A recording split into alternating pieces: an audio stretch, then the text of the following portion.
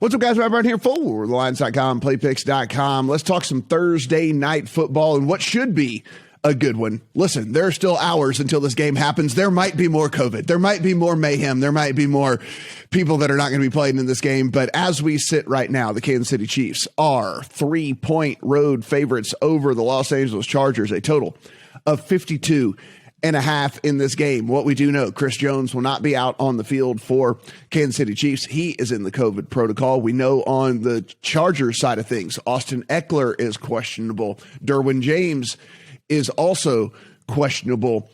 Keenan Allen is coming off of the COVID list after being on the list last week. So there are all kinds of issues going on with this one, of course, short week, et cetera, et cetera. Brad, I'm going to start with you here. This game, the Chris Jones news comes. This game moves off the 3, all the way through the 3.5 to 4.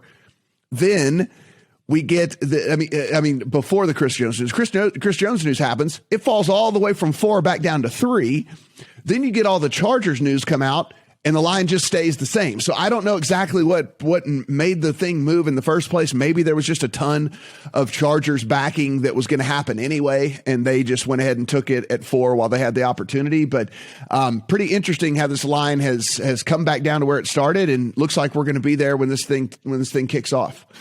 Yeah, I think it might be the fact that it's more than just Chris Jones. It's also L'Jarius Sneed, the cornerback, and then the middle linebacker, Nick Gay, I think his name is. And you know, they were some of the reasons this Chiefs defense has improved so much, along with kicking Chris Jones back inside, and he obviously freed up the edge rushers to Melvin Ingram and Frank Clark to go and play essentially. So you've lost 3 key cogs to the defense, which is probably why it's sat on the 3. And it's probably why it's ticked up as well. I guess my look here would probably be towards the under. I'm happy to sort of bet against this little move up from 50.5 up to 52.5. I like that angle. Yeah, I would say so. First, on the Chargers side, this defense is set up to stop the Chiefs. We spoke about it last week against the Raiders. We said specifically they can't play this cover 2 stuff that slows the Chiefs down. Let's bet against them next week. Well, it happened as we kind of hoped. They went out, they put up 48, obviously a little bit aided with I think it was a fumble 6, a lot of turnovers in there, but the offense did well. But anyway, so now this Chargers defense is designed to stop them. I don't think we can expect the Chiefs to go out running rampant. And then, as we've also talked about a lot with the Chargers, this offensive line is a problem. The right side of the line has been bad all year. Storm Norton at right tackle, backup right guard as well. And now you've lost your best player on the left side. So I think even though this Chiefs defense is a little bit undermanned, they're still going to get some pressure, I think. At a very lofty total in the second time these teams have played each other, I think under is the look for me. Stephen, I went ahead and took a piece of the -3. I thought that was a little bit short in this one. Listen, I think that the Chiefs are much better. I don't think that they're completely fixed on the offensive side of the ball, but one of the things I have seen is Patrick Mahomes, at least over the last month, at least just sit back and take what the defenses are giving him, and even no matter what that means. And they'll methodically move the ball down the field if they have to, and then they'll also, they're still available for the explosive play if need be. I think we'll see a healthy dose of the run game in this game. I honestly think that the Chiefs and Andy Reid sat back, had to come into Jesus with themselves and said, hey, look, we're sitting here. We're just thinking we could do whatever we wanted to. It's not working. So now let's go in and we're just going to take what these defenses give us. And as we know, this Chargers defense, you can run on them like anything. And so it would not surprise me if we see a healthy dose of Clyde Edwards-Helaire, of Darrell Williams in this thing. Darrell Williams coming out of the backfield for some of those short running back receptions that he's been getting lately.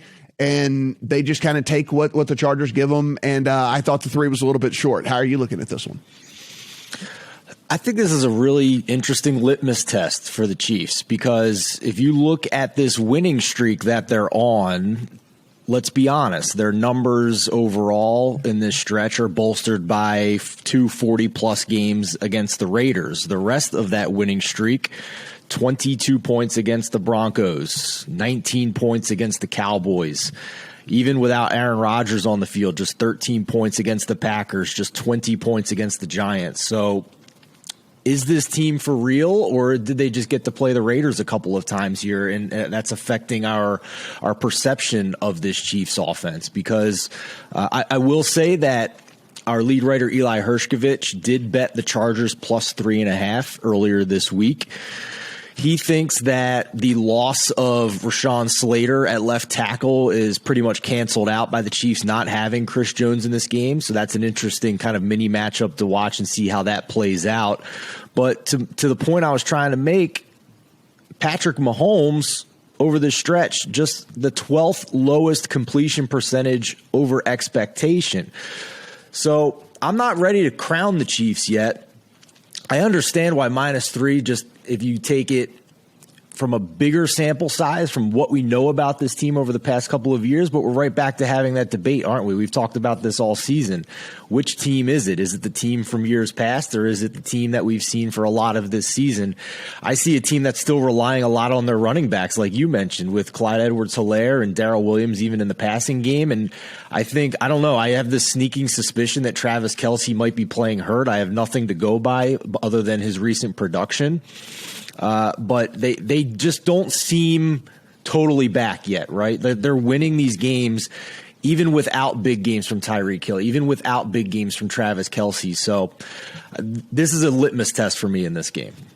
Yeah, I understand completely. I just, the way the Chiefs have been playing defense of late and the way that this offense, I think, is just kind of staying more within themselves against a team with as poor of a defense as the Chargers have. And here's the thing. I mean, even if Derwin James goes, he's not going to be 100%, right? I mean, this is apparently a true game time decision for him in this one, and leans me just a lot towards the Chiefs in this one. But as you mentioned, guys, this is a fascinating Thursday night game, a game that goes so incredibly long. If the Chiefs win this thing, they have over a 90% chance to win the AFC West. If the Chargers win this game, it bolts them up to over 70% chance to win the AFC West. So there's a lot at stake in this game for sure here on Thursday night. From a player prop standpoint, I took a little bit of the Patrick Mahomes over pass attempts. That number's long gone.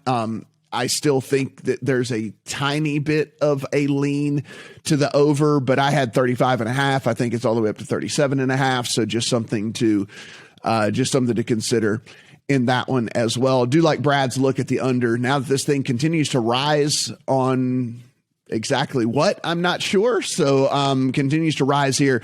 It might continue to rise again as an island game. The overs continue to get bet in those type of games typically. So this thing hits 53. I will also be on the under as well. Good luck on all your bets here on Thursday Night Football.